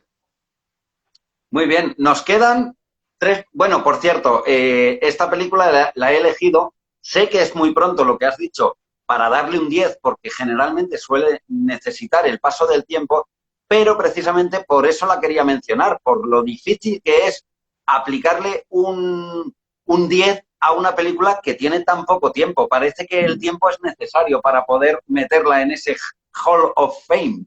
Totalmente de acuerdo. Y sin embargo, hace casi el mismo tiempo que he visto el Joker y el Joker para mí es un 10 absoluto. Bueno, comprenderás que como película de cine actual, el Joker era evidente que también es para mí un 10. Lo que pasa es que creo que el Joker es más que evidente que necesitaremos un programa entero para charlar sobre ella, con lo cual la he querido ahorrar. He querido hacer el juego de decirte que es una película actual, siendo 1917, sabiendo que ibas a esperar el Joker. Bueno, Sí, tenemos, nos acaba de poner Mon Service el número 9. como los jinetes del anillo. Probablemente he hablado de que mi película favorita sea Sneakers, probablemente compita con esta película. Vamos a hablar de otro tipo de cine, no exactamente otro tipo de cine, pero la he querido traer hoy aquí porque quería hablar del cine español. Todas las películas que he puesto en estas 10 de 10 son extranjeras, menos esta. Tengo más películas españolas que les daría un 10, pero quería hacer hincapié en el cine español. En este caso, la película es otra que causa mucha controversia, que le gusta a mucha gente y otra gente la odia, que no es otra que Abre los ojos. Abre los ojos, efectivamente. Para mí, una película que es de 10 sobre 10. El aspecto que quería destacar es precisamente ese. El cine español, para mí, no es un cine especialmente agradable de primeras. Hay muchas películas que me gustan mucho, españolas, pero digamos que no estoy abierto siempre al cine español. Pero cuando una película española me toca la fibra, es curioso porque el hecho de ser española les da un punto extra. Normal. Tienes toda una red neuronal que se siente identificada con ciertas cosas más que con otras, y cuando ves esa cercanía, esa identificación con algo en el cine que sientes más cercano, porque ocurre en las calles por las que te mueves, en ciudades que conoces, en un idioma que es el que hablas, la hilazón emocional que produce es muy especial, es muy fuerte. Abre los ojos es una de las películas más importantes que se han hecho en la historia de este país, junto con... forma parte de un grupo de películas que ocurrieron en una época mágica que va en los años 90, con El Día de la Bestia, Tesis, probablemente la película española más importante que se ha hecho, porque es el paso del cine clásico español al cine moderno, donde se pierden los complejos y aparecen un montón de cineastas nuevos que deciden mezclar su sensibilidad en un país donde todavía no se sentía lo suficientemente libre como para identificarse con géneros mucho más habituales en Estados Unidos. Tesis sería la primera película de Alejandro Amenábar. Abre los ojos para mí es infinitamente superior, es una de mis películas favoritas, sé que es probablemente tu película favorita. Para mí no solo me parece una maravillosa película desde todo punto de vista, ahora vamos a ir a verlos, sino que en concreto es una película que fue muy especial para mí porque siendo un fan del cine absoluto, como lo he sido siempre desde niño, desde muy pequeño, la experiencia de ver sentada en una butaca una película que me dejó tan alucinado y que reproducía los fenómenos que me encandilan, que me recordaban a las películas americanas, pero ambientadas en Madrid, me crujieron el cerebro. Me dijeron, si esto, la frase que utilicé cuando salí del cine, y tú estabas ahí, en el año 97, fue, si esto se está haciendo en mi país, yo quiero formar parte de esto. Se acabó. O sea, yo ya no quiero estar en esta parte del escaparate. Ahora quiero estar dentro. Y fue esa película la que me hizo, de hecho, apuntarme a una escuela de interpretación poco tiempo después, lo cual me llevó luego a interesarme por el guión, lo cual me llevó después incluso a dirigir alguna cosa y la que me dio la profesión en la que vivo ahora. Abre los ojos es una película maravillosa que tiene una sensibilidad, está hecha obviamente por una persona que tiene un talento muy especial. Y, o sea, reto a cualquier persona, da igual que se la ponga y que la vea si no la ha visto, para que vea pues lo que es el cine español en el género thriller al mejor nivel que se puede ver. Es una película muy especial, una película que es difícil de clasificar, tiene una sensibilidad muy especial, que creo que funciona, que creo que tiene un guión que es brillante, absolutamente brillante, de thriller, con revelaciones, con creación de personaje, conflictos, incluso se permite jugar con lo onírico, con la pérdida de control, tiene mucho aspecto de pesadilla. Con la ciencia ficción, todos estos elementos jugados con facilidad en un país que no está acostumbrado a tocar este tipo de géneros. Y de repente en el 97 llega este hombre y hace esto. Curiosamente, ninguno de los tres actores protagonistas era santo de mi devoción, ni Penélope Cruz, ni Eduardo Noriega, ni Fele Martínez, y sin embargo ahora, gracias a esta película, los adoré. O sea, fue mi conquista de estos tres actores que curiosamente no eran de mi agrado y ahora se han convertido en especiales. Como anécdota diré que me encontré hace poco a Fele Martínez y desayuné con él. En realidad estaba yo desayunando solo en una cafetería y de repente apareció y el tío súper majo me dijo, ¿estás tú solo? Pues desayuno contigo. Y se sentó conmigo. Y esto fue en Globomedia. Obviamente era un entorno en el que esas cosas podían ocurrir. Globomedia es una productora. Y estuvimos hablando toda la mañana y le estuve comentando Abre los ojos, destripándola absolutamente. Y él estaba alucinado de que conociera tanto la película, el nombre de su personaje, todo, cada punto y tal. Y tuvimos un desayuno que eché mucho de menos porque sí que lo habría disfrutado y fue maravilloso. Me parece una maravilla. No entiendo, sí entiendo por qué tiene tanto detractor. Pues bueno, pues es una película que pretende, siendo española y de ciencia ficción y onírico, y hay mucha gente que probablemente se sienta expuesta o sienta vergüenza ajena. Probablemente habrá mucha gente que sentirá vergüenza ajena de decir, ay, Dios mío, el cine español no puede hacer estas cosas. Es como cuando escuchamos a un amigo hablar inglés y nos da vergüenza. Decir, no, mi amigo hablando inglés, no, por favor.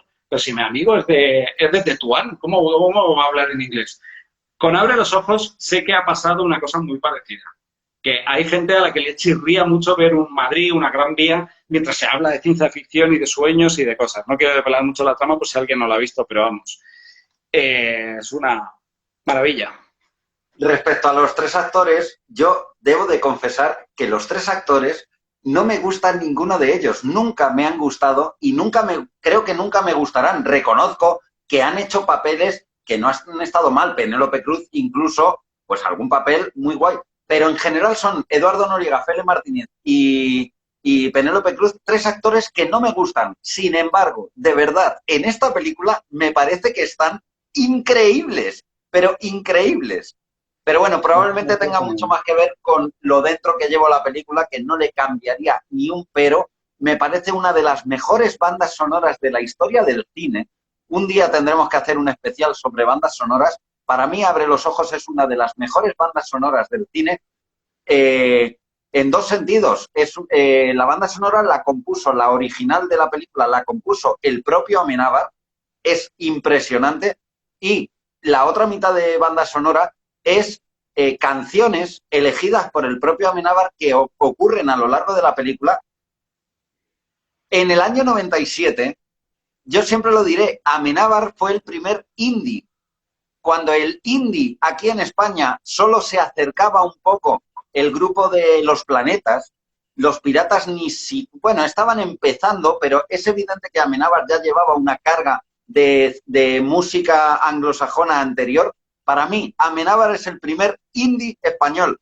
Siempre lo diré, la banda sonora, de verdad, de hecho el CD que lo tengo está dividido en dos. Primer CD, banda sonora original. Segundo CD, canciones que aparecen en la película. Todas son canciones, algunas españolas y algunas inglesas, puro indie en sus orígenes. Me parece una maravilla. La banda sonora es una maravilla y sé de buena tinta que Amenábar cogió como referencia a su músico favorito, uno de sus músicos favoritos, que es James Horner, del que hemos hablado antes, que ponía la banda sonora de Los Fishbones, Sneaker, la película de Robert Redford.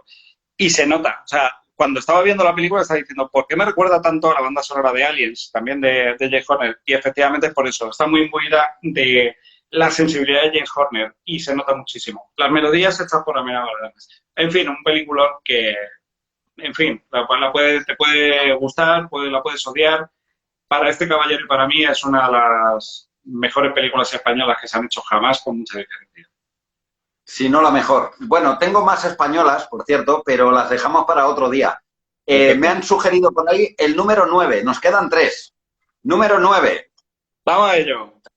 Chan, chan, chan, chan. No, el número 9 fue... Acabo de ver que el número 9 fue Abre los ojos, perdón.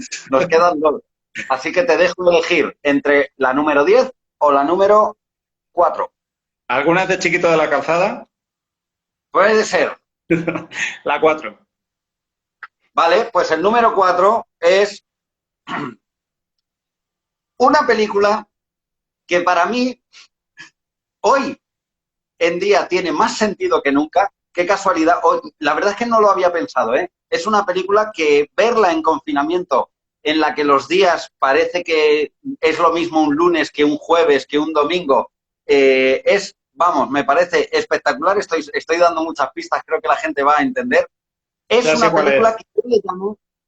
película que yo le llamo película canalizada, porque me da la sensación de que el director que está detrás de esta película ni siquiera es del todo consciente de la carga que tiene lo que está creando.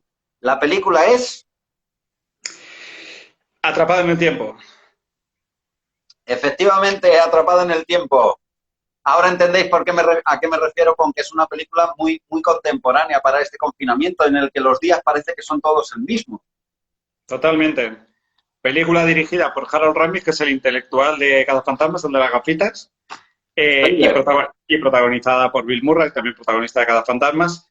He de decir que es una película tremendamente especial. Tremendamente. Muchos de vosotros y en general mucha gente tan solo la ve como una comedia ágil, por lo normal gusta mucho, es una película que además ha dejado muchos momentos iconográficos en la mente de todo el mundo, el despertar continuo, las bromas de repetición y todo eso. Es una película que yo considero una de las que tiene el mejor guión de toda la historia, y lo digo completamente en serio. Animo a cualquier persona que tenga ya una idea formada sobre Atrapado en el tiempo, que vuelva a verla, que intente abstraerse de las intenciones de comedia y que examine el guión y que intente extrapolarlo a su vida.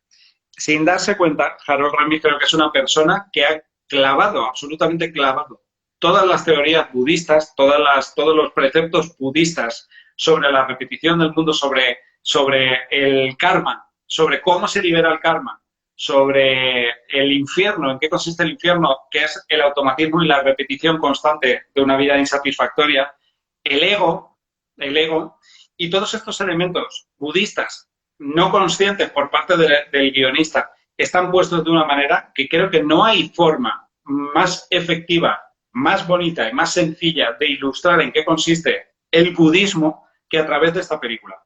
Cómo el ego de Bill Murray le hace estar asqueado de su trabajo, despreciar a todo el mundo que tiene alrededor, que los considera catetos, es decir, que intenta escapar continuamente, pero no puede, como cualquier persona que haya vivido una situación o un momento de su vida del que ha querido escapar y no puede, y cómo la única manera de trascender eso y romper ese bucle maldito en el que uno entra es disminuyendo su ego, ampliando su capacidad de aceptación con una dosis fuerte de humildad. Así es como se deshace el karma y cómo se trasciende una situación que se repite una y otra vez.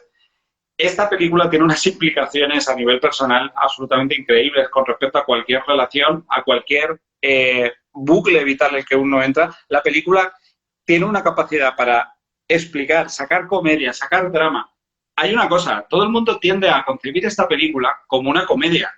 Mirad otra vez la película. La película definitivamente tiene mucha comedia y tiene muchísimas bromas, pero tiene un trasfondo del que no reniega durante la película de drama. Recordemos que el tipo llega un momento en el que se suicida porque no puede soportar el estar reviviendo una y otra vez el mismo día. La película tiene un caleidoscopio de emociones mucho más amplio que el que se puede reducir al decir que es una comedia.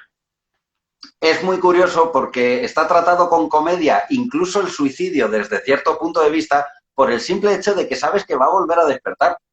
Pero si te mimetizas con el personaje, o sea, si empatizas con el personaje, ese momento es de lo más brutal que puede existir en el cine, que es el momento en el que una persona decide quitarse la vida, porque está hasta las narices y no sabe, la primera vez que lo hace, no sabe si va a despertar.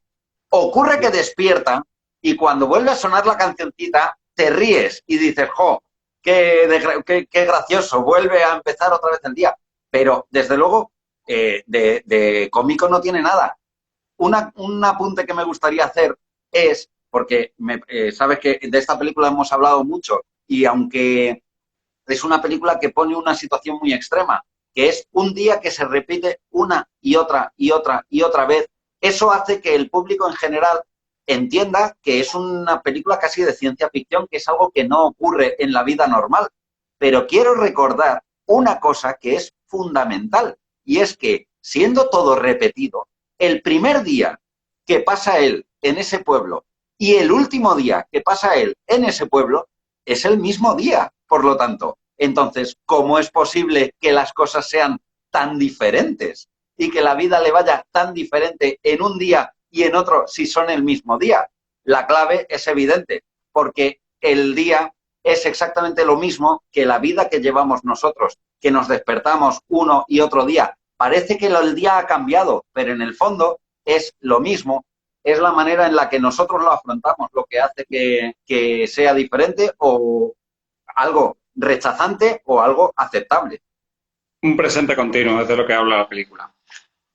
Me llama la atención que hablas del tema del budismo y estoy absolutamente de acuerdo. La idea del tiempo como una circularidad o como una verticalidad más que como una horizontalidad. Y Harold Ramis recibió cartas de todos los grupos de diferentes religiones, porque desde cierto punto de vista también el cristianismo, el judaísmo, también están muy involucrados en esa misma idea, lo cual, por cierto, es maravilloso. Es una misma película ha conseguido unir a todas las religiones que llevan guerreando siglos. Sí.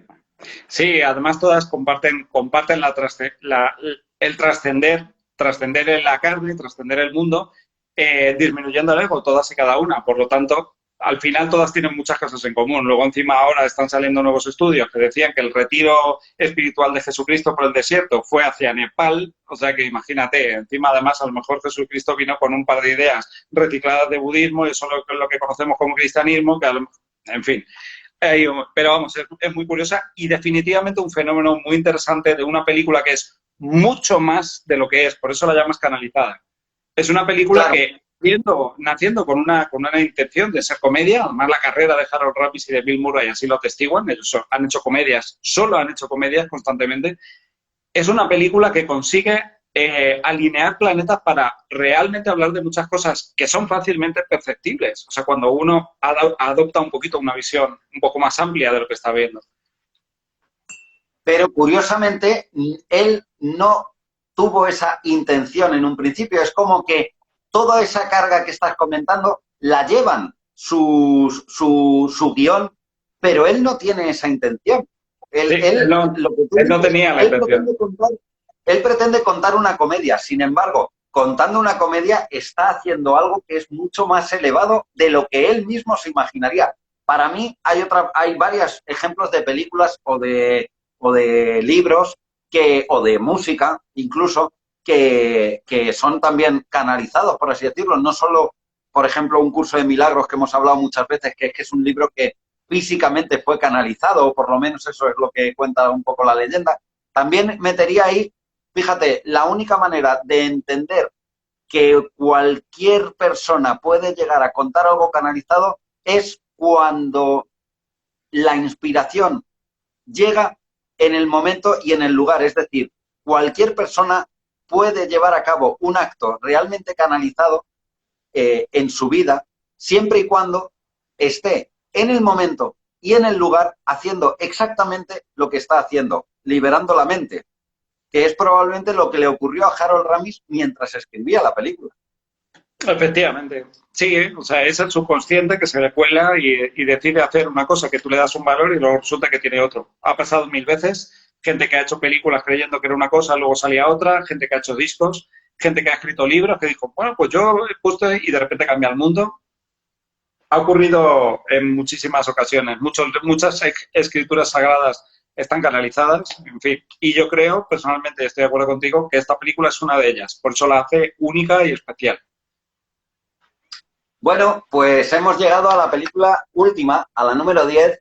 Me imagino que sabes cuál es. No tengo ni He idea de hecho, cuál es.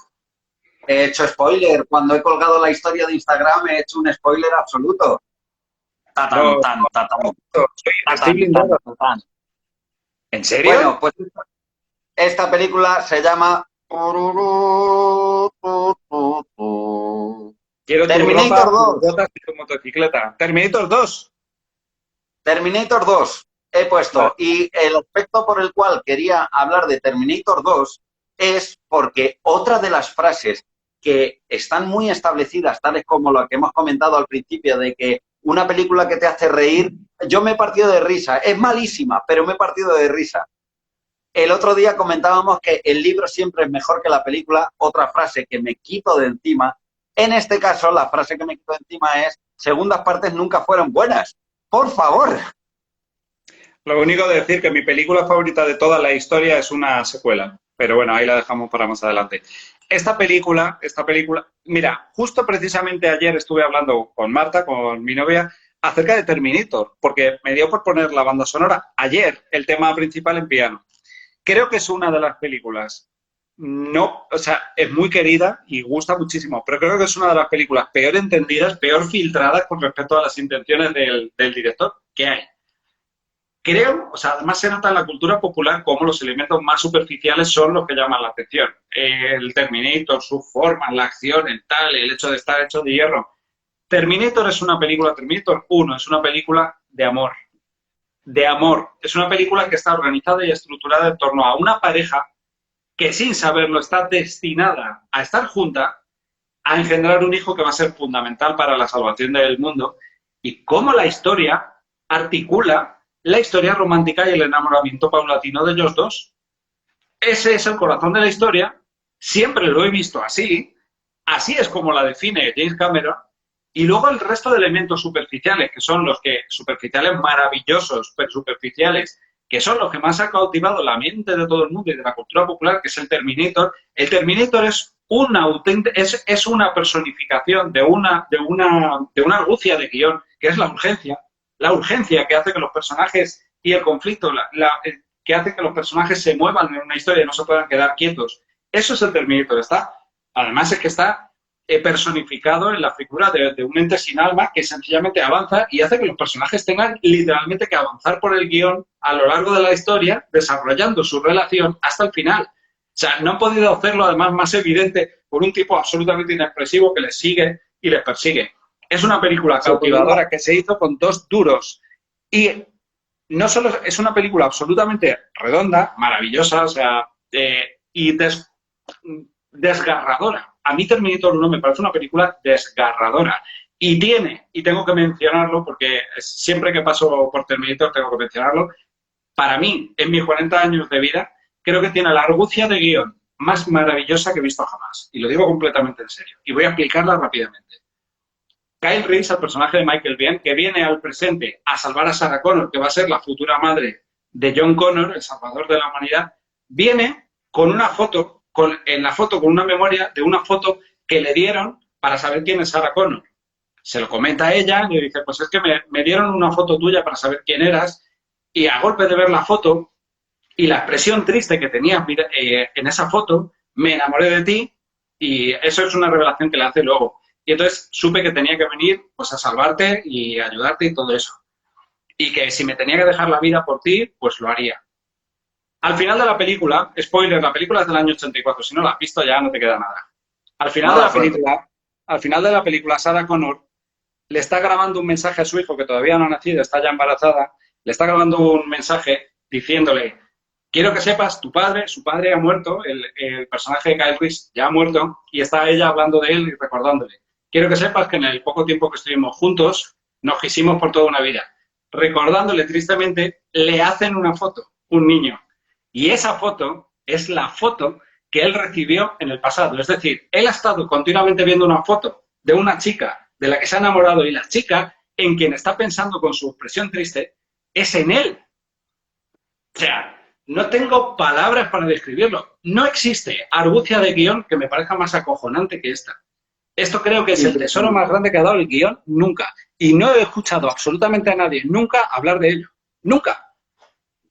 Me parece increíble la historia que acabas de contar. Estoy seguro de que todo el mundo que vea este vídeo o que está viendo el directo va a ver esta película en breve tiempo y además, sobre todo, viéndola desde ese punto de vista, la historia de amor de dos personas en las cuales el Terminator, por así decirlo, lo único que está simbolizando es la vida ocurriendo para que dos personas acaben juntas.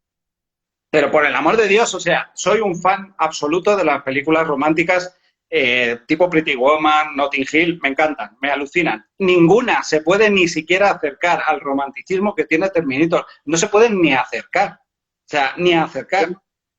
Qué maravilla. Estoy seguro, estoy muy de acuerdo contigo. Terminator es un tipo de película parecido a Rocky, en el sentido de que ha calado en la cultura popular de una manera que no tiene mucho que ver con lo que la película es realmente. O sea, Rocky está considerada como una americanada de tipos peleándose, y es una de las películas más preciosas, tristes e increíbles que se han visto. Toda persona que conozco que le pongo a ver Rocky se da cuenta de decir, vale, no tiene nada que ver con lo que me imaginaba que era. Totalmente. Oye, por cierto, hemos estado hablando de Terminator 1 y no hemos hecho ni puñetero caso a Terminator 2, que es la película que estaba proponiendo. Terminator 2, que es básicamente un ejemplo, un gran ejemplo de cómo hacer un remake de una forma sofisticada, buena y yo creo que genuina, es decir, no timando a la gente, dándole lo mismo pero peor. Terminator 2 siendo en su esencia y en su estructura básicamente un remake de la 1, solo que cambiando ciertos elementos. De nuevo, como James Cameron, que es un genio, que no sé por qué, o sea, no está en la mente de la gente, no está a la altura de otros directores parecidos a él, sencillamente no sé por qué, está un poco denostado. A mí me parece que es uno de los mejores guionistas que ha dado Hollywood, y lo digo completamente en serio.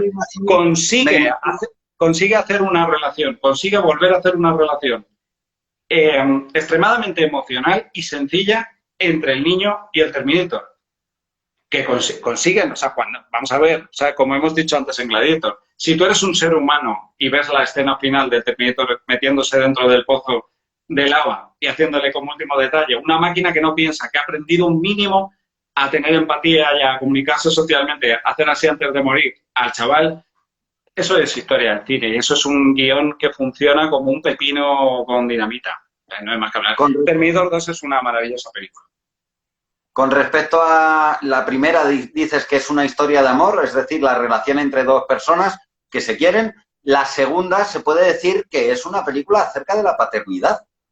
No te quepa duda, además está subrayado absolutamente por la frase de Sarah Connor cuando les ve jugar en México, ve jugar al T-800 y a John Connor, a lo de Las Palmas, y le está diciendo, menudo mundo enloquecido, en el que de todos los padres que a lo largo de los años han ido y venido a la vida de John, resulta que una máquina, un Terminator, es el único que da la talla, el único que nunca le va a dar la espalda, que nunca va a decirle que no tiene tiempo para estar con él, o que está cansado, o que está borracho.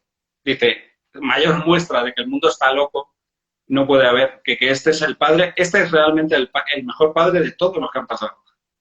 Es tremendo. Mira, precisamente hablabas de que es una especie de remake, lo tengo aquí remarqueado. Sí. Efectivamente, Terminator 2 es un tipo de secuela que existe, que es una especie de remake a lo grande. Como bien has dicho, hay otras películas que su secuela, por ejemplo, juegan a otra cosa. Por ejemplo, Alien y Aliens, la secuela ha intentado ir por un lado diferente, no repetir la fórmula. El Padrino, evidentemente, la segunda película del Padrino presenta algo bastante novedoso y bastante diferente. Gremlins, la película de Gremlins, que me parece la segunda una gran secuela, me encanta. Esos son tipos de películas que proponen algo diferente, pero hay otros tipos de películas que son una especie de remake. La Jungla de Cristal, bueno, quizá esté ahí, que es una película, la segunda transcurre en un aeropuerto, la primera en un edificio, pero básicamente el conflicto es muy parecido. En el caso de Terminator ocurre exactamente lo mismo, es que realmente digamos que el trazo grueso de la película es el mismo, una máquina que viene a matarnos y tenemos que huir, solo que juega eso de una manera muy, bueno, lo primero, genial, que es convertir al malo de la primera en el bueno de la segunda.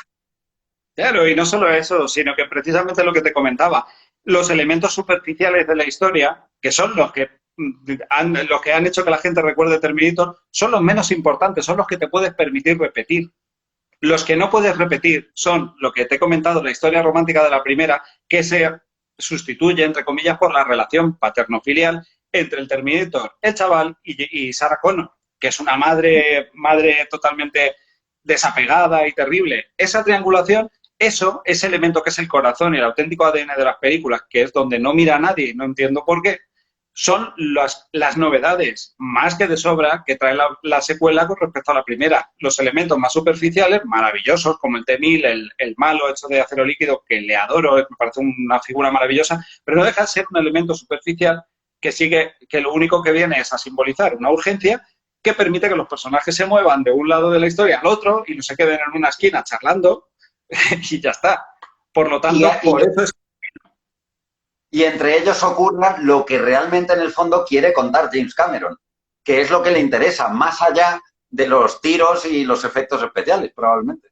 Lo bueno, lo grande, lo maravilloso que tiene James Cameron es que su sensibilidad y su interés abarca absolutamente todos los aspectos. La misma pasión que tiene por los diseños y por los malos y por los efectos especiales, la misma que tiene en los elementos emocionales de sus personajes. Por eso siempre he dicho que James Cameron personalmente es uno de mis directores favoritos, porque es perfecto, es maravilloso en lo grande, en el macroespectro y en el microespectro. Es maravilloso. Y en esa maravilla meto casi todas sus películas, quitando Avatar, meto todas sus películas, incluidas Titanic.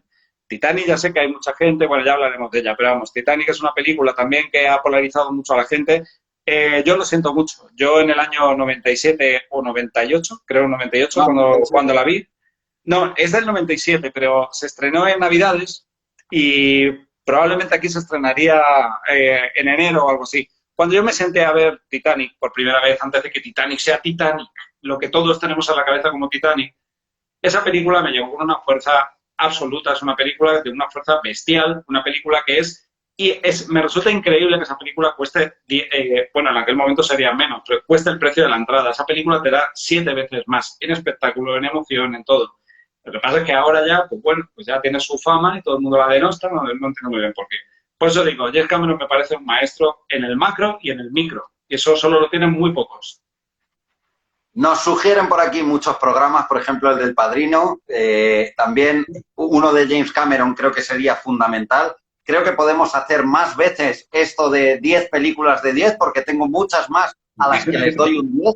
Y sabes además que yo soy muy crítico, no le doy un 10 a cualquier película. De hecho, del listado que tengo no hay demasiadas películas con un 10, pero hay más que 10. O sea, hay más que estas. Con lo cual, otro día podremos continuar. Como curiosidad, decir que cuando nos metimos a ver Abre los ojos, el tráiler que nos pusieron fue el de Titanic.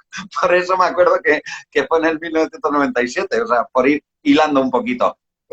Simplemente deciros que, no sé, Gonza, ¿a ti qué te parecen estas charlas? A mí me parecen una maravilla, aprendo un montón, me lo paso bien. Hablar de cine para mí es la vida, el resto es lo que me parece confuso y extraño. Sí, no. Nada, bueno, parece que a la gente le gusta. Espero que lo hayáis disfrutado. Colgaré esta charla en YouTube en un par de días, o sea que la podéis volver a ver o los que no han estado, bueno, pues que la vean. Y nada, que muchísimas gracias. Vamos a hacer un pequeño repaso de las 10 películas que hemos dicho, ¿te parece? Perfecto.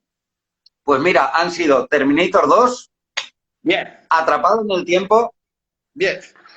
Abre los ojos, 1917, la trilogía Before Sunset, Before Sunrise y Before Midnight, Quinodontas, Canino en español, película griega, episodio 1, La amenaza fantasma, Sneakers, Gladiator y la comedia en el cine que fue Toma el dinero y corre.